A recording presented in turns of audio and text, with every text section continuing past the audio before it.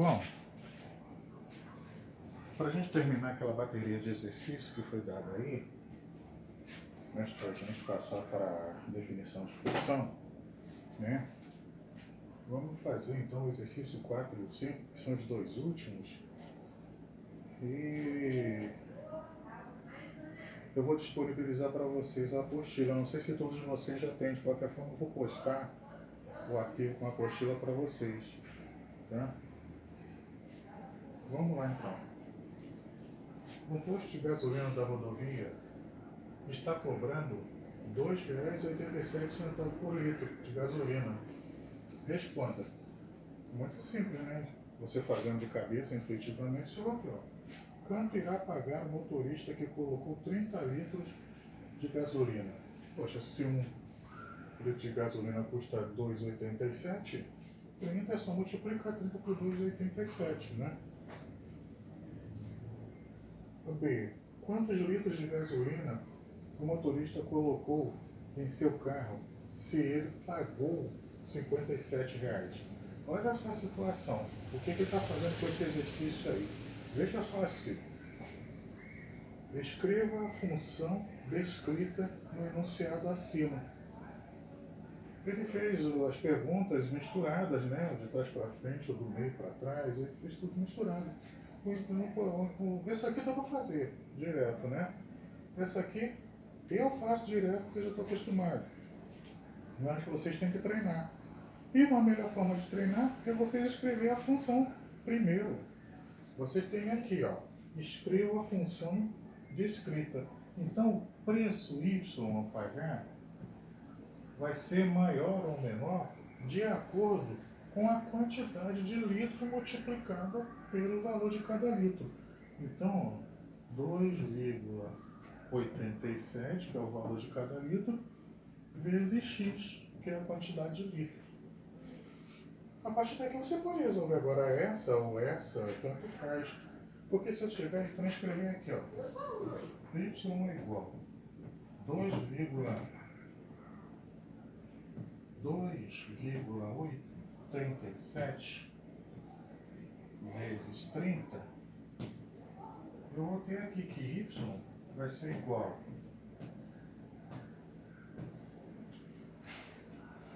a R$ 86,10.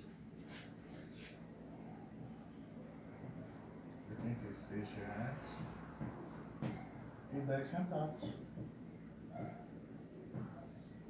Viram? Depois que escreve a função, o resto fica tudo fácil. Aqui ele diz que ele já pagou R$ 57. Quantos litros de gasolina o motorista colocou em seu carro se ele pagou R$ 57? O Y é os R$ 57, é o valor que ele já pagou. Então 57, né, igual a 2,87 X. Eu quero saber a quantidade de litro, né? Quantos litros? Então aqui, ó, vou passar o 2,87 para debaixo do 57. Igual a X. Aqui agora, ó, o meu X vai ser igual. Essa conta, ela dá 19,86 e alguma coisa. Eu posso aproximar para 20 litros, né? Ou ficar com 19,9 litros. Mas eu prefiro escrever para vocês aqui, ó, igual 19,9, que é aproximadamente, se nós aproximadamente, 20 litros.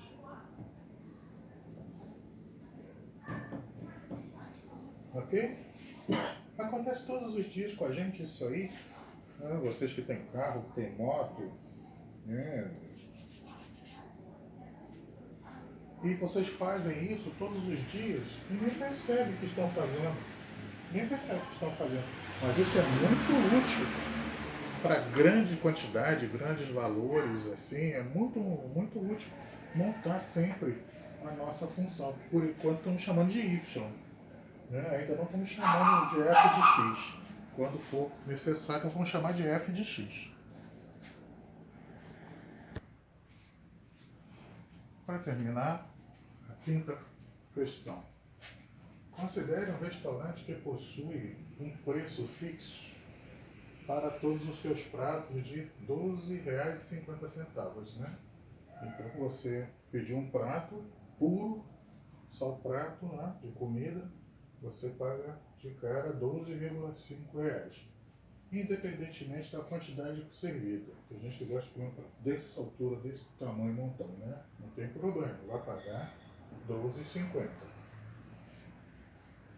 No entanto, cada porção X de sobremesa custa R$ 4. Então, ele vai chegar lá, vai pagar um prato de R$ 12,50, aí vai comer uma porção. Então é R$ 12,50 mais R$ 4. Duas porções, R$ 12,50 mais R$ 8. E assim sucessivamente. Então, das alternativas a seguir, qual melhor representa o gasto Y de um prato acompanhado de sobremesa nesse restaurante? Então, isso cai muito em concurso, né? É para confundir. Tudo para confundir. Veja bem aqui, ó.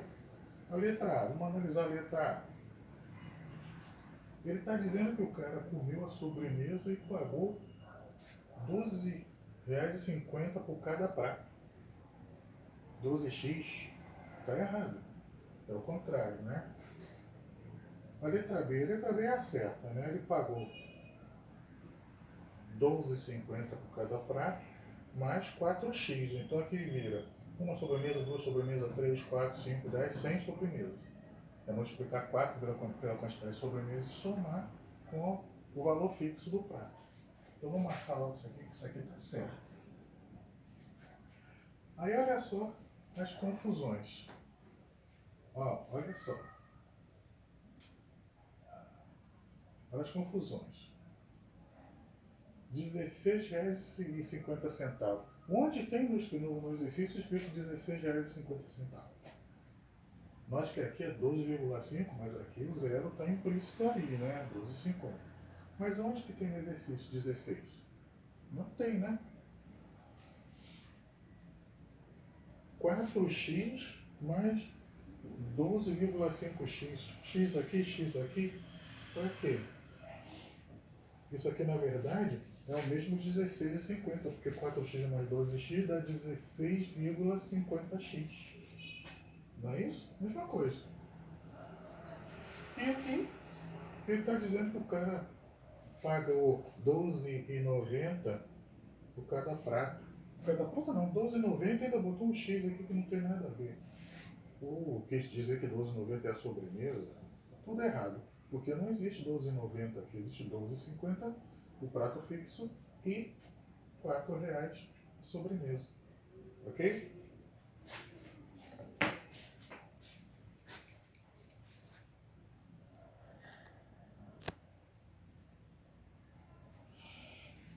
Bom, agora que nós terminamos ali, né, a aula 8, que a gente fez lá a nossa análise, né, e aprendemos a montar também a regra de formação de uma função, né? Nós vamos passar para a aula 9, que é a definição de função. Já está aqui na apostila, na página 41. Começa na página 41.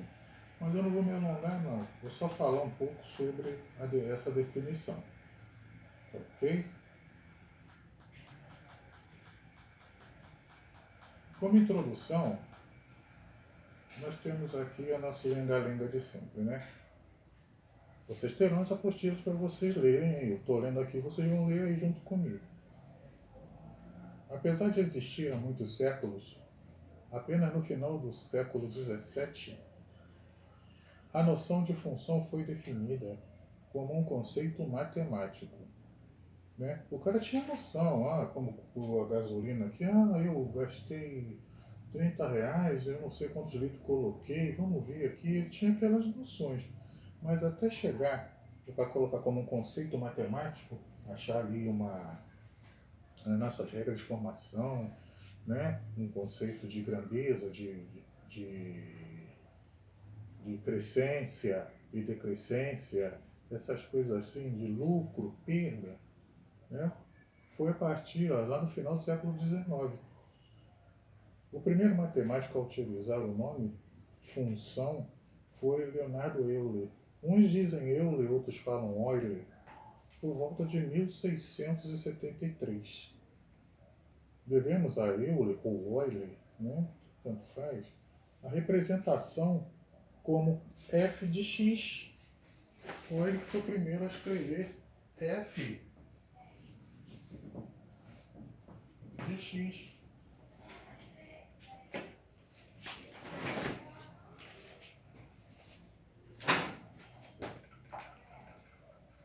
O estudo de funções tem aplicação em diferentes áreas, quer seja na engenharia, né, na química, na física, na economia, ou até mesmo em situações cotidianas.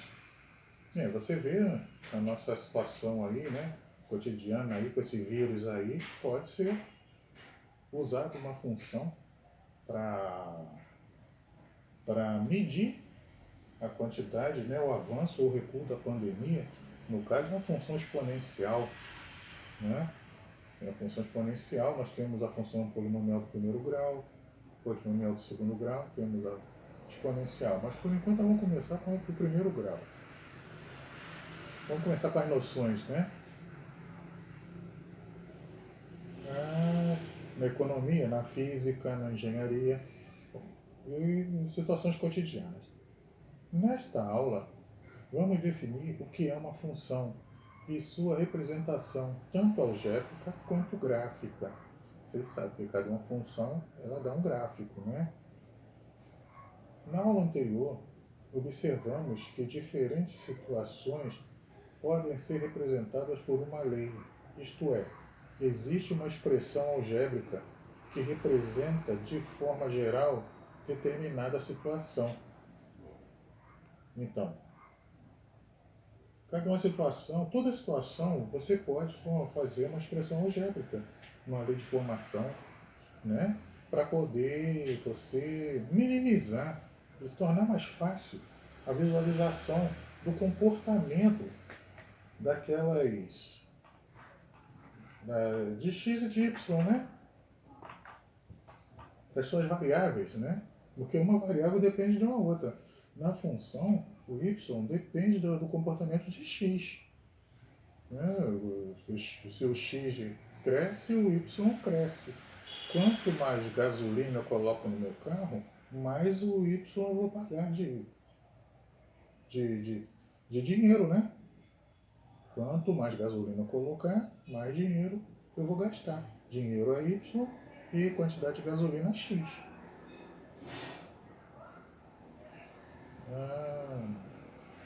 Tá.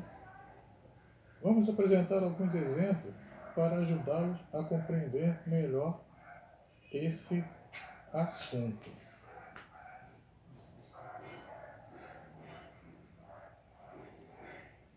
Uma empresa que vende calçados, está lá no exemplo 1, né? Uma empresa que vende calçados paga seus funcionários da seguinte forma: um salário fixo de R$ 500. Um salário fixo de R$ 500. Eu já posso ir montando aqui, ó. Salário fixo de R$ 500 que a empresa paga, mais o quê? R$ 2 por par de calçado vendido. Então, R$ 2 é o valor de cada par que é X. F de X é a mesma coisa que Y. Vou até deixar aqui. Não está muito certo fazer isso não, mas eu vou deixar aqui que é para vocês lembrarem. Quanto vai receber o funcionário que vender 10 pares de calçados, né? Aí ele fez aí uma tabela. Esse exemplo é o exemplo lá de trás, né? Eu passei para vocês aquela apostila anterior, antes de eu postar para vocês essa aqui. Então está escrito, lembra deste exemplo? Isso mesmo, foi o primeiro exemplo dado na aula passada. Mas, ao contrário do que vimos, vamos generalizar a quantidade de calçados. Para isso, vamos preencher a tabela. Aí tem aí, número de calçado. Vou tentar fazer aqui.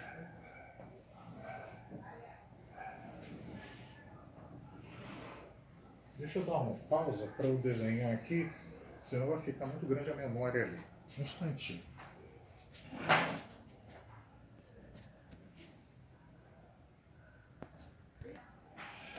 Então, vejam bem essa tabela aqui. Número de calçado vendido. Então, se ele vendeu um calçado,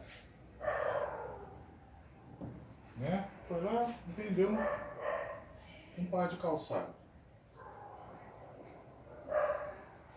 Ele ganhou um valor de R$2. Isso aqui é em reais.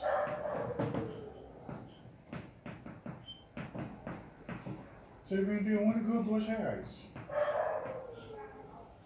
Né? Ele tem um salário fixo de R$500. O salário que ele vai receber no final do mês é R$502.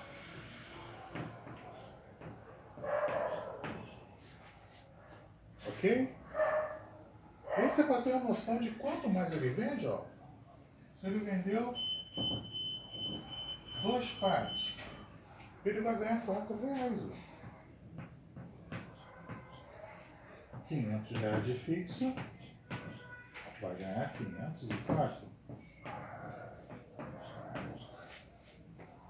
Parece fácil, parece simples, né? Mas é muito importante fazer essa intuição para vocês. Porque vocês notarem que aqui, ó, é X. E aqui é Y.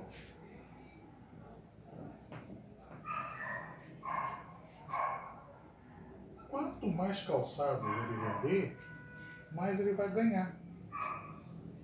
Então esse Y depende da quantidade de calçado. Se ele chegar e não vender nada, não vender nenhum, ele vai ficar aqui com zero e aqui só R$500, vai ter R$500 ali. 3 pares, R$6 a mais. Aqui é 500. Mais 500 fixo, 506 de salário.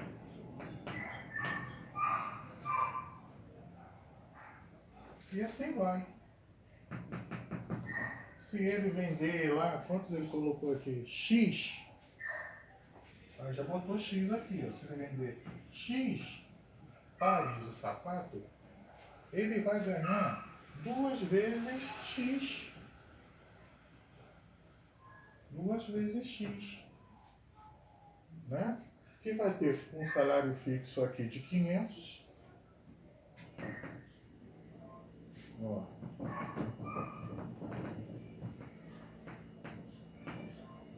Então ele vai ficar lá com 2 vezes X mais esse 500 aqui, ó.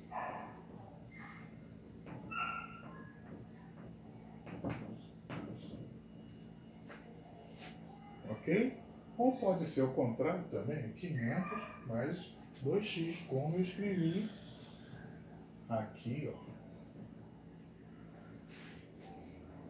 É para ter uma ideia intuitiva da coisa.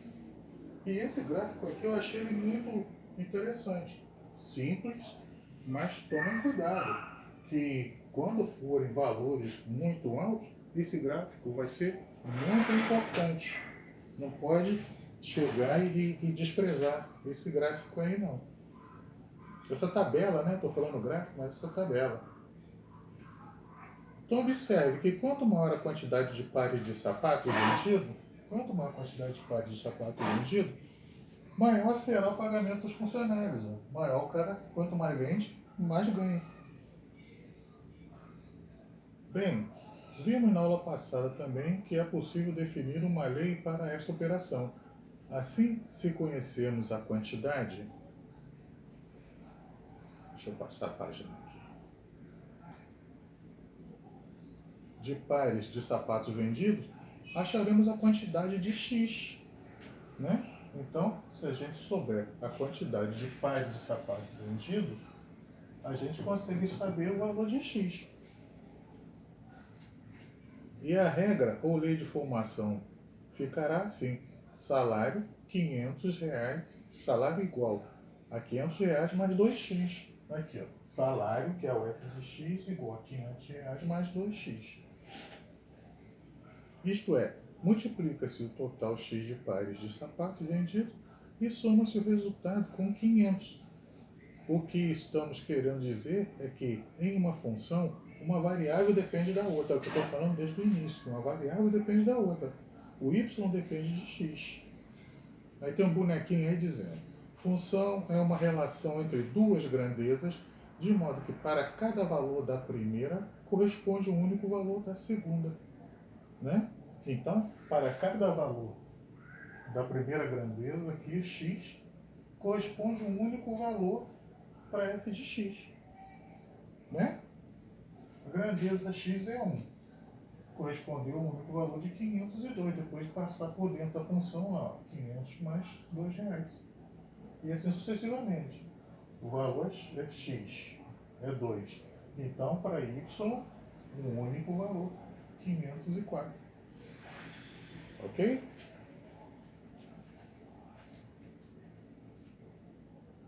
Deixa eu ver se vale a pena continuar aqui.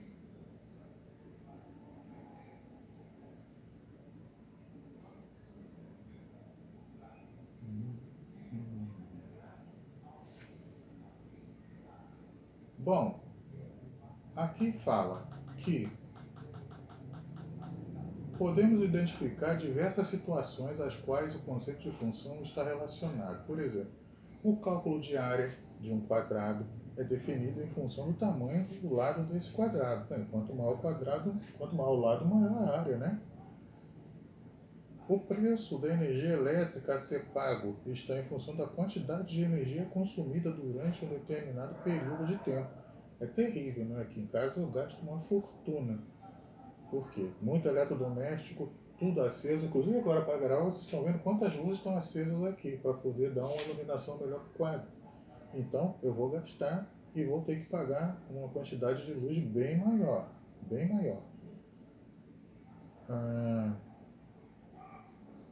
O preço da energia elétrica a ser pago em função da quantidade de energia consumida durante um determinado período de tempo. Então, se construirmos um conjunto com os inteiros positivos e outro conjunto com os inteiros negativos, teremos uma função entre esses conjuntos, ou seja, para cada elemento do primeiro conjunto, existe um e somente um elemento do segundo conjunto. Né?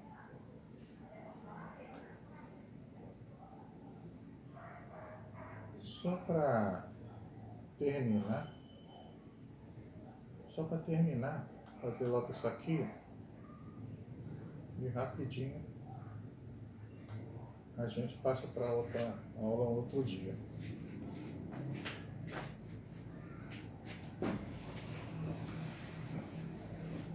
Nós vamos começar agora, vamos conhecer o diagrama, para a gente já ir conhecer alguma coisa sobre domínio, imagem, né? Então aqui, ó, para cada elemento do primeiro conjunto, então tenho aqui os inteiros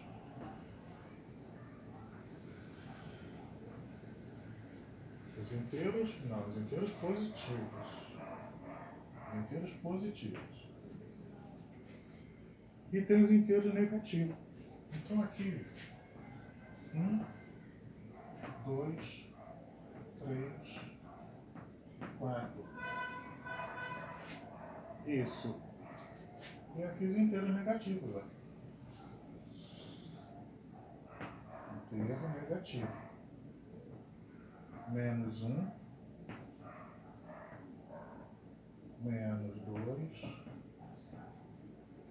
menos 3 e menos 4. Repare que são os seus simétricos, né? Então aqui, para o 1, parte do domínio, né? De onde parte a flecha é o domínio, né? E onde chega a flecha é a imagem. Nós vamos ver isso mais tarde. O 2, 3, 4. Então, ó, cada um elemento do conjunto dos inteiros positivos tem uma e única imagem nos inteiros negativos. De cada uma. De uma forma geral, podemos definir a função a partir de dois conjuntos A e B. Olha aqui embaixo, aqui em cima. Para cada elemento do primeiro conjunto, existe em um e somente um elemento do segundo conjunto. Viu? Só tem um elemento de 1 para 2, para 3 e para 4 no segundo conjunto. Então, de uma forma geral, podemos definir uma função a partir de dois conjuntos, um conjunto A e um conjunto B, da seguinte forma. A gente costuma escrever dessa forma aqui, ó. F de A em B. Prestem bastante atenção nisso, né? Função dos valores partindo do conjunto A, adquirindo uma imagem no conjunto B. Nos livros vocês podem ver assim, né?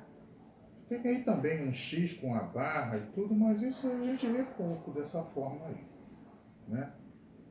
Dentro do balãozinho está escrito aí, y igual a f de x, ou seja, tanto faz escrever uma função f de x igual a x mais 1, como escrever uma função f de x com y igual a x mais 1, f de x é igual a x mais 1, é a mesma coisa que escrever a y igual a x mais 1. Todos os dois podem ser lido como função, mas geralmente se vê função assim, com f de x. Então, na próxima aula, a gente parte daí, definindo função de A em B, se para todo elemento de A existe somente um elemento de B, né? Deixa eu ver se tem muita coisa aqui para terminar. Tem tabela, tem um monte de outras coisas, é bom falar com calma na próxima aula. Valeu!